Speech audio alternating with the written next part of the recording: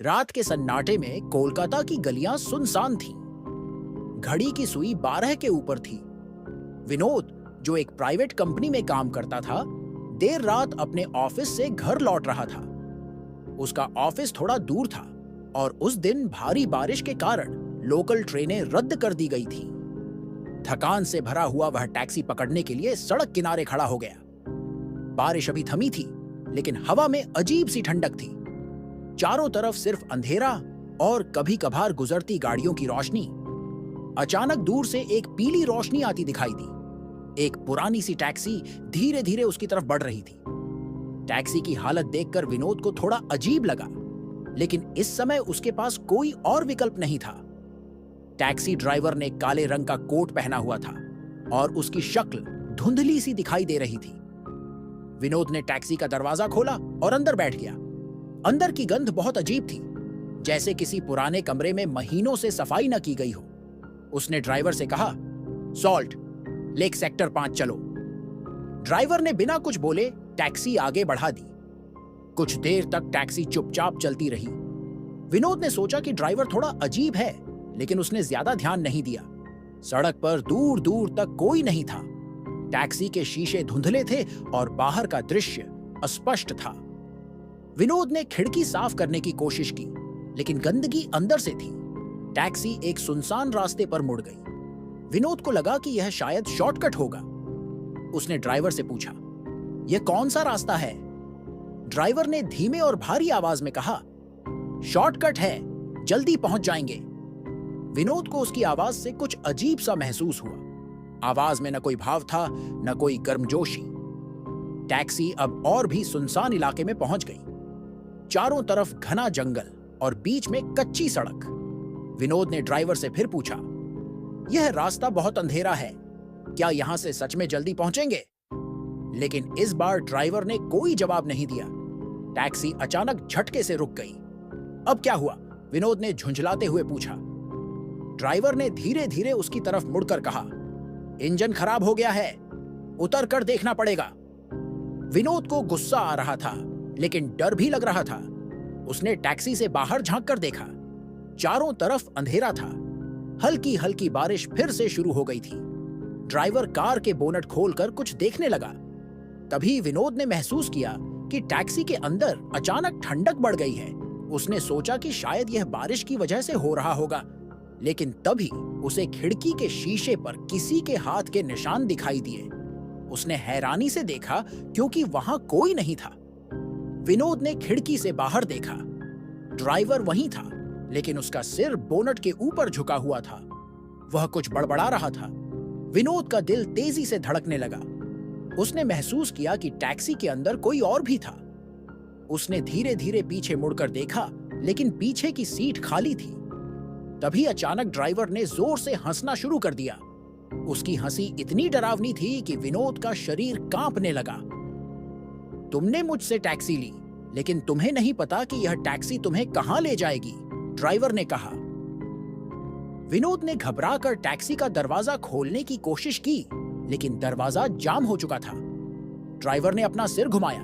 उसकी आंखें लाल हो चुकी थीं और चेहरा विकृत लग रहा था। यह रास्ता उन लोगों का है जो कभी वापस नहीं लौटते, उसने कहा। तभी टैक्सी खुद चलने लगी। ड्राइवर अब सीट पर नहीं था, लेकिन टैक्सी आगे बढ़ रही थी।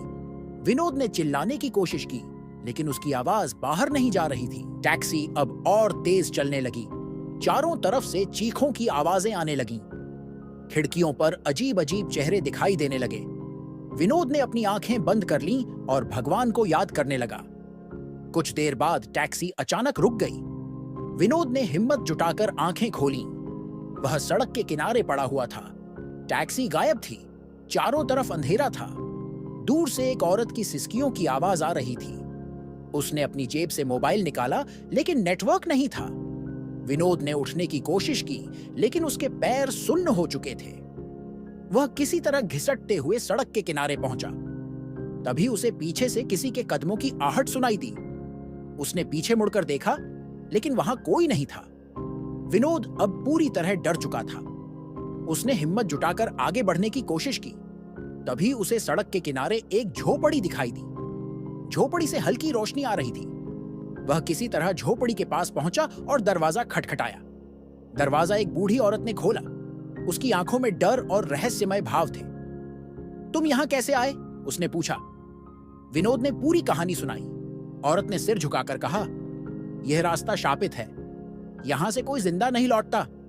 औरत ने विनोद को अंदर बुलाया। उसने कहा, तुमने जिस टैक्सी में सफर किया वह कोई आम टैक्सी नहीं थी। उस टैक्सी का ड्राइवर और सवारी दोनों कई साल पहले एक एक्सीडेंट में मारे गए थे। तब से वह टैक्सी हर रात सड़कों पर भटकती है और लोगों को अपनी सवारी बनाती है। विनोद की हालत और खराब हो गई। उसने बूढ़ी औरत से मदद की गुहार लगाई। औरत ने उसे कुछ राख दी और कहा, यह राख तुम्हारी रक्षा करेगी। इसे अपने माथे पर लगाओ और इस जगह से जितना जल्दी हो सके भाग जाओ। विनोद ने ऐसा ही किया। वह झोपड़ी से बाहर निकला और सड़क पर दौड़ने लगा। उसे दूर से रोशनी दिखाई दी। वह रोशनी की तरफ बढ़ा और देखा कि एक ट्रक खड़ा था। ट्रक ड्राइवर ने उसे देखा और उसकी हालत समझ गया। उसने विनोद को अंदर बैठा लिया और पूछा, तुम उस रास्ते पर क्यों गए थे? विनोद ने कुछ भी जवाब नहीं दिया। ट्रक धीरे धीरे शहर की तरफ बढ़ने लगा, लेकिन विनोद ने महसूस किया कि ट्रक के शीशे पर वही हाथ के निशान फिर से उभर रहे थे। ट्रक धीरे धीरे रात के अंधेरे को चीरता हुआ आगे बढ़ रहा था। विनोद ने खुद को थोड़ी देर के लिए सुरक्षित महसूस किया, लेकिन उसके मन में बेचैनी अब भी बनी हुई थी। शीशे पर जो हाथों के निशान उभरे थे वे धीरे धीरे गायब हो गए। ट्रक के ड्राइवर ने उसे चुपचाप देखा और कहा, तुम बहुत डर गए हो। क्या सच में कुछ अजीब हुआ या तुम्हारा वहम था? विनोद ने भारी सांस लेते हुए पूरी घटना को फिर से बताया। ड्राइवर, जो अब तक गंभीर लग रहा था, अचानक हंसने लगा।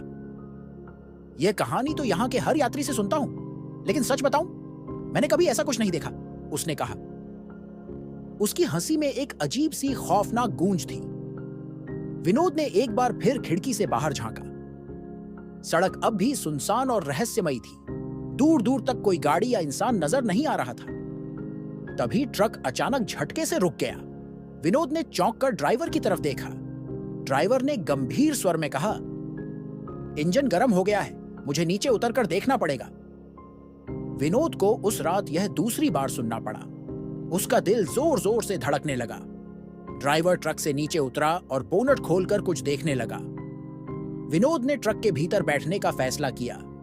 उसे याद था कि पिछली बार जब उसने टैक्सी के ड्राइवर के साथ बाहर जाने की कोशिश की थी तो चीजें कितनी भयानक हो गई थीं। लेकिन तभी उसने महसूस किया कि ट्रक के अंदर का माहौल बदलने लगा था। हवा अचानक ठंडी और भारी हो गई। उसने अपनी सीट के पीछे से किसी के फुसफुसाने की आवाज सुनी। आवाज धीमी थी लेकिन साफ थी। तुम भाग नहीं सकते। विनोद ने झटके से पीछे मुड़कर देखा, लेकिन वहां कोई नहीं था। वह अब तक पसीने से तरबतर हो चुका था, लेकिन उसने महसूस किया कि उसकी हथेलियां बर्फ जैसी ठंडी थीं। ड्राइवर वापस ट्रक में चढ़ा और बिना कुछ कहे ट्रक स्टार्ट कर दिया। ट्रक आगे बढ़ने लगा, लेकिन इस बार वह रास्ता बदल चुका था। विनोद ने हैरानी से पूछा, आप किस रास्ते पर ले जा रहे हैं? यह शहर की तरफ तो नहीं लगता। ड्राइवर ने उसकी तरफ देखा, लेकिन इस बार उसकी आंखें काली और गहरी थीं, जैसे किसी अंधेरी खाई में झांक रहा हो। उसने कहा, तुम्हें शहर नहीं, उस जगह ले जाना है जहां से तुम आए थे। विनोद के शरीर में झुरझुरी दौड़ गई। उसने ट्रक का दरवाजा खोलने की कोशिश की, लेकिन दरवाजा बंद था। ट्रक की रफ्तार तेज हो चुकी थी और बाहर का दृश्य धुंधला हो रहा था।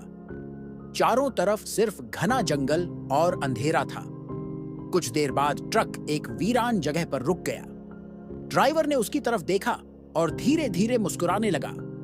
उसकी मुस्कान अस्वाभाविक थी और उसका चेहरा विकृत लग रहा था। उसने कहा, तुम्हें बुलाने वाले आ गए हैं। विनोद ने खिड़की से बाहर झांका। उसने देखा कि चारों तरफ धुंध थी और उसमें से परछाइयां उभर रही थीं। ये परछाइयां इंसानों जैसी थीं, लेकिन उनके चेहरे नहीं थे। वे धीरे धीरे ट्रक की तरफ बढ़ने लगी। विनोद ने जोर से चिल्लाने की कोशिश की, लेकिन उसकी आवाज बंद हो चुकी थी। उसने अपनी आंखें बंद कर लीं और भगवान को याद करने लगा। तभी एक तेज चीख ने वातावरण को भेद दिया। उसने आंखें खोलीं तो देखा कि परछाइयां अब ट्रक के बिल्कुल पास आ चुकी थीं।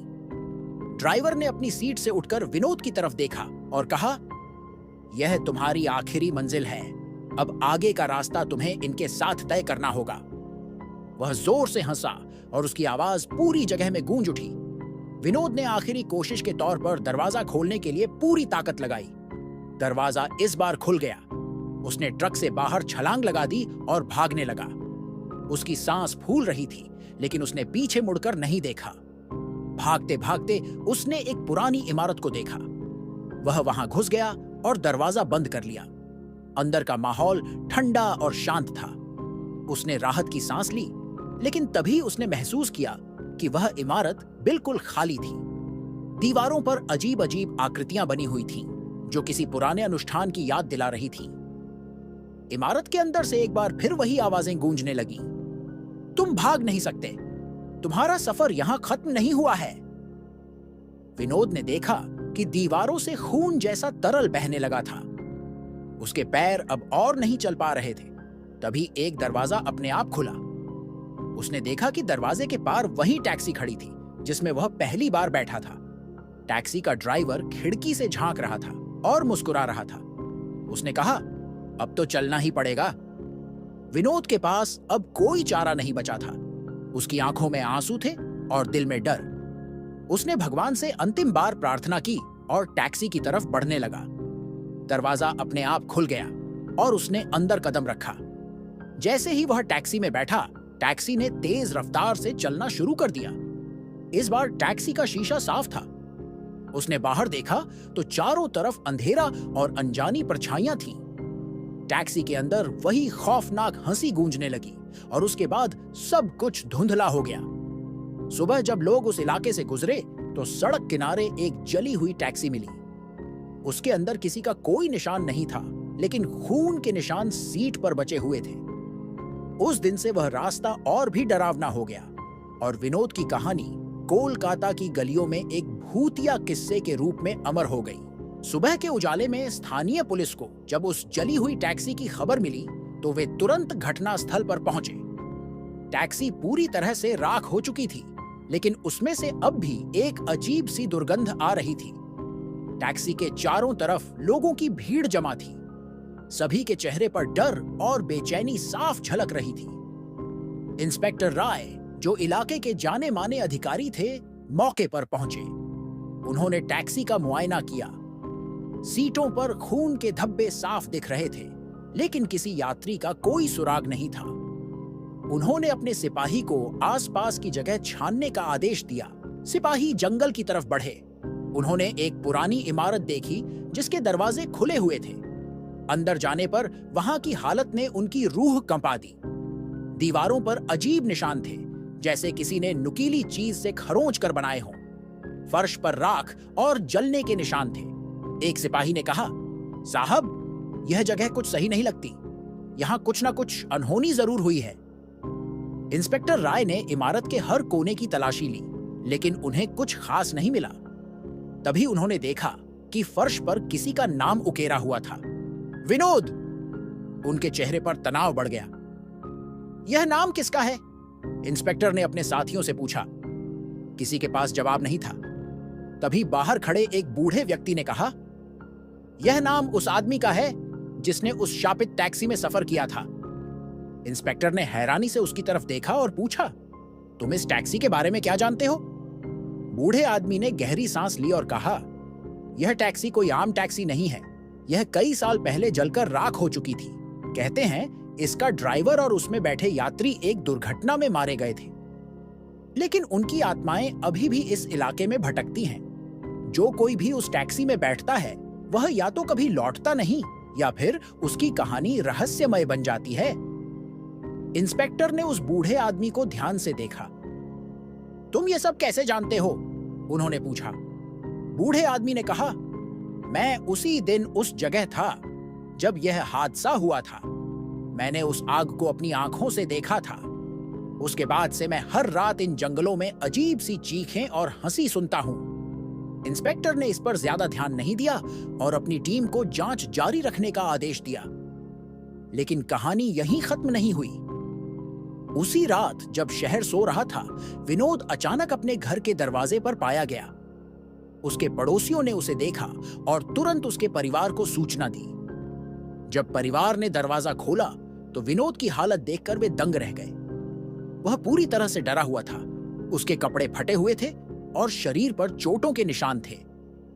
उसकी मां ने उसे गले लगाते हुए पूछा, तू कहां था बेटा? हम तुझे हर जगह ढूंढ रहे थे। लेकिन विनोद ने कुछ नहीं कहा। वह बस एक ही शब्द बार बार बड़बड़ा रहा था, टैक्सी, टैक्सी।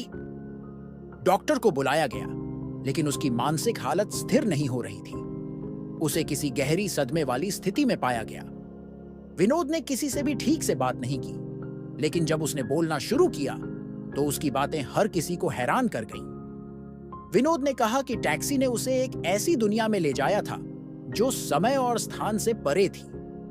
वहां उसने उन लोगों को देखा जो कई साल पहले मर चुके थे। वे लोग उसे बुला रहे थे, उसे अपने साथ रखने की कोशिश कर रहे थे। वे मेरे पीछे पड़े थे। मैं भागता रहा, लेकिन उनकी आवाजें मेरे कानों में गूंजती रहीं। वे कह रहे थे कि अब मैं भी उनका हिस्सा हूं, विनोद ने कांपती आवाज में कहा। विनोद की हालत दिन ब दिन बिगड़ती गई। उसकी आंखों के नीचे गहरे काले घेरे पड़ गए थे और वह रातों को चीखते हुए उठ जाता था। उसके परिवार ने मंदिरों और पुजारियों की मदद लेने की कोशिश की, लेकिन कुछ भी काम नहीं आया। एक दिन विनोद के पिता उसे एक प्रसिद्ध तांत्रिक के पास ले गए। तांत्रिक ने विनोद को देखकर कहा, यह लड़का उस शापित टैक्सी के श्राप में फंस चुका है। उसकी आत्मा अधूरी दुनिया में अटक गई है। अगर इसे बचाना है तो हमें एक बड़ा अनुष्ठान करना होगा। तांत्रिक ने कहा कि उन्हें उसी जगह पर जाना होगा जहां से यह सब शुरू हुआ था। विनोद को वापस उस जंगल में ले जाया गया। तांत्रिक ने वहां एक बड़ा यज्ञ शुरू किया। चारों तरफ मंत्रों की गूंज थी और जंगल की हवा भारी होती जा रही थी। तभी अचानक विनोद जोर जोर से चिल्लाने लगा। उसने कहा, वे आ रहे हैं, मुझे ले जाने के लिए आ रहे हैं। चारों तरफ से तेज हवा चलने लगी। पेड़ जोर जोर से हिलने लगे। तांत्रिक ने अपनी आंखें बंद करके मंत्रों का जाप तेज कर दिया। तभी वहां एक भयानक चीख सुनाई दी। तांत्रिक ने आंखें खोलते हुए कहा, अब फैसला हो चुका है। जंगल में सब कुछ शांत हो गया। विनोद बेहोश हो गया। जब वह होश में आया तो उसने महसूस किया कि उसका शरीर हल्का हो गया है। तांत्रिक ने कहा, तुम्हें बचा लिया गया है, लेकिन उस टैक्सी का श्राप हमेशा के लिए नहीं मिट सकता। कोई और इसके जाल में जरूर फंसेगा। विनोद को उसके घर वापस लाया गया। वह धीरे धीरे ठीक होने लगा, लेकिन उस रात का जख्म उसके दिल और दिमाग पर हमेशा के लिए रह गया। वह टैक्सी अब भी कभी कभी कोलकाता की सुनसान सड़कों पर देखी जाती है। लोग कहते हैं कि अगर आप उसे रोकने की कोशिश करें तो वह रुक जाएगी, लेकिन अगर आप उसमें बैठ गए तो आपका अंजाम वही होगा जो विनोद का हुआ था, या शायद उससे भी बुरा।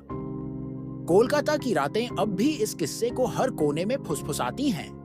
लोग अब भी उस रास्ते से गुजरने से डरते हैं और वह टैक्सी एक ऐसा रहस्य बन चुकी है जिसे कोई सुलझा नहीं पाया।